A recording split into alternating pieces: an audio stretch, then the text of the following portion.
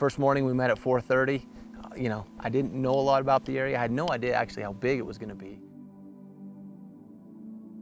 You know, as soon as the sun came up, it was easy to tell we were going to put a lot of miles, you know, on the horses.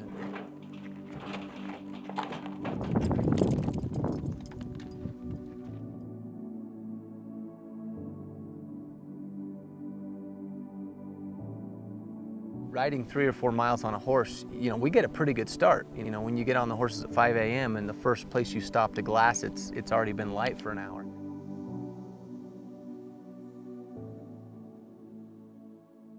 Garrett immediately saw a bull, you know, 3 canyons over. So quickly we jumped behind the spotting scope just as he was feeding over, and we got a good look at him. He's obviously, I can just see the top of his back, but if he puts his head up.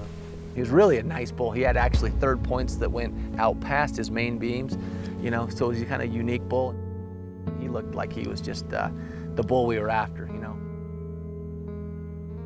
You know, we kind of made a game plan, followed the trail around where this bull was going to go bed. Back on the saddle, back on the trail.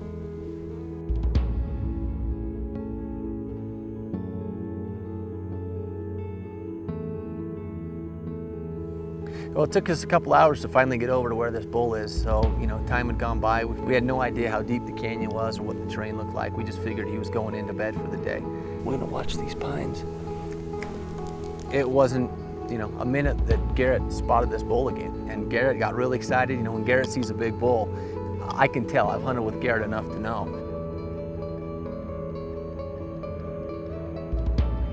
It's not what we wanted to see. You know, when you come on a hunt like this, you kind of think, I either want to see a big one or I want to see a small one. So you kind of takes the decision making out of the equation. You either kind of see the bull you want, or you know, you break it down and you study and say, oh, he's not quite what he was. This bull really didn't do either to us. He's a beautiful bull. He's not great anywhere, but he's good everywhere. He's just a solid 6 point. We knew we could shoot him. We knew we could take this bull if we wanted. The setup was perfect, the bull was broadside, we had everything working for us. So therein lies the problem to a certain degree. What do we do, you know? So, of course, I've got my 8 years, you know, in the back of my mind that I've waited for this hunt.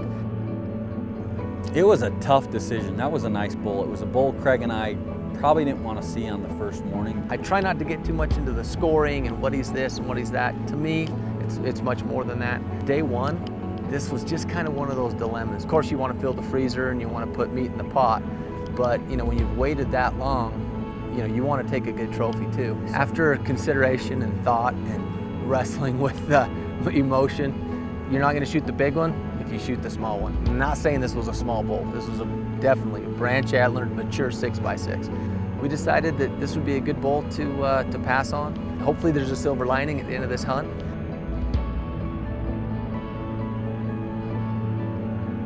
We're gonna pass. Stamped on it. Zach, be patient, man. Hey, if we're passing, we got steak sandwiches that are getting cold. 6 hours, I want my steak sandwich. Paul fell off the horse twice this morning. Bloody nose, broken stirrup. We're lucky we even have a camera that works. We don't even know if that's recording, but the red light's on.